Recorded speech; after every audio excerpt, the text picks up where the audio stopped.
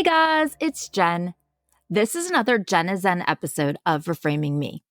In these short bits, I give you something to meditate on or journal about. Today, I'd like you to think about this.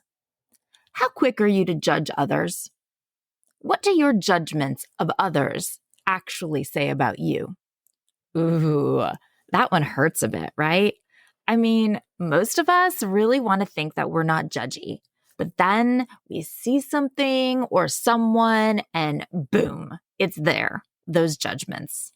Based on how someone looks or talks or dresses or something that they say or they do or like a zillion other things.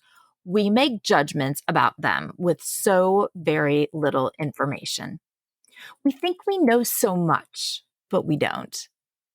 What if our judgments of others, what if we looked at them and asked, what do these judgments actually say about us? Because often our judgments of others, well, they say a lot more about us than they do about that other person. Considering that many of you are probably around my age, give or take, and not living under a rock for the last couple of weeks, I would guess that a number of you are reading or have at least been hearing about the Britney Spears book. So yes, I am behind in recording. And yes, I am super behind in my grading. But you know what I'm not behind in? The Britney Spears book. I finished it yesterday. I mean, if I could somehow record or grade while driving the kids places or cleaning up my house, putting my kitchen and pantry and cupboards back together, I wouldn't be behind on them either. Well, I mean, I probably would if I also had the Britney book as an option, but that's not my point. The good part about talking about this book is that it's not like I need to worry about spoiling it.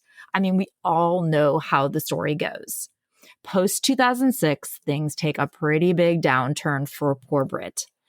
Anyway, I am obsessed. To say that I am obsessed is an understatement. In the book, which is so well written, by the way, whoever helped her write it, just chef's kiss. And the audio version, read by Michelle Williams, amazing. Can you tell that I am dying for someone to talk to you about this? Ooh, maybe we should have a book club. Wouldn't that be fun, right? Would anybody else like that? No, seriously, y'all, if you would, email me or DM me or post on socials in the Facebook group because we could totally do that. But I'm going to need some pushing here. All right, anyways, in the book, we hear Britney's story. Like I said, we all know how it goes. We all know where it ends up, because we all followed it. We all lived the early 2000s. We all remember the pictures, the headlines. We know the story. But hearing this book, well, it shows that we actually didn't. We had no idea at all. We know the framed version of the story. We know what the story seemed to be. We know the way the story was told to us. And we thought we knew what was happening, but we didn't. We had no idea. As a collective, we judged her. We saw her behaviors and we judged. We saw the surface. We judged. We didn't give her the benefit of the doubt. No one did. No one asked her what was actually going on, what was actually wrong. We never saw a headline and thought, well, gosh, maybe she's performing poorly because she's unhealed. Maybe she's shaving her head because people are using her and only appreciating her for her beauty, and shaving off the hair that was her part of what made her beautiful was an attempt to take control of herself. Maybe she's acting crazy because she has no one, because her children have been taken away from her. Maybe she is dating this loser guy because he's giving her the attention she craves that no one else is. Maybe she married someone her family didn't like because there was so much about them that she didn't like.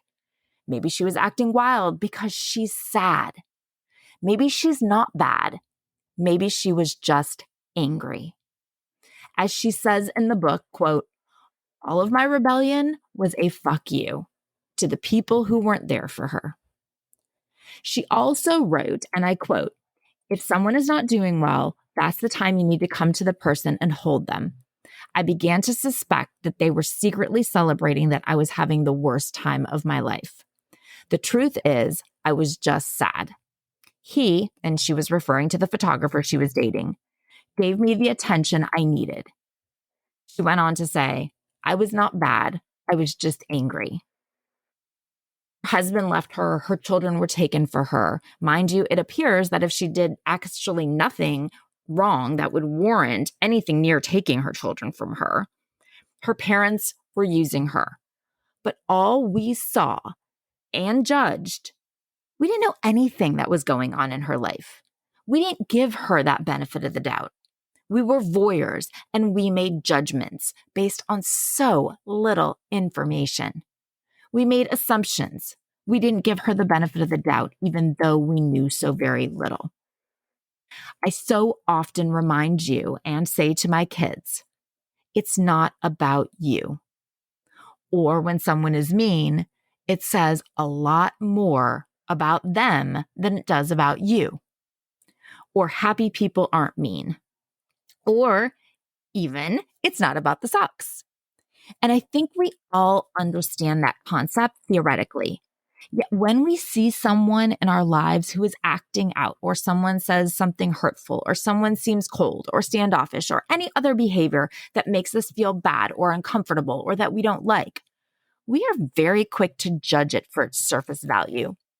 We don't give anyone the, I wonder what's actually going on. We don't ask if anything is wrong. Are you okay? We so often talk about empathy and intuition here in various ways.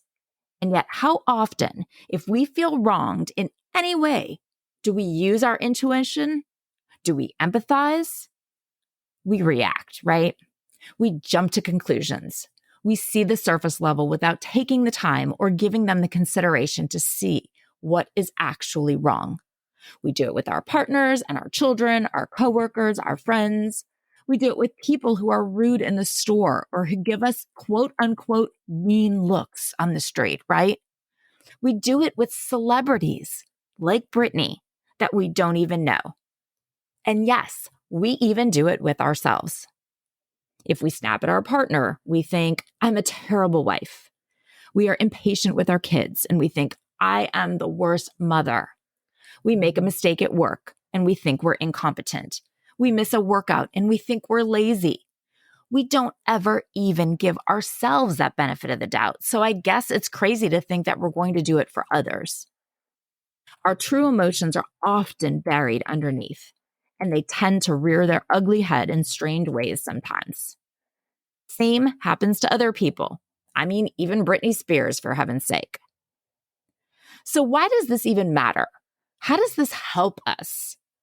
Well, if you can look at other people's actions, hear others' words, and stop taking things personally, realize it's not about you. Think that there may be something else going on. And if we're judging them, what do our judgments say about us? If you can do that, putting that kindness out towards others and towards ourselves, really, when we start to realize that it is in actuality not always about us, it brings such a sense of inner peace and calm.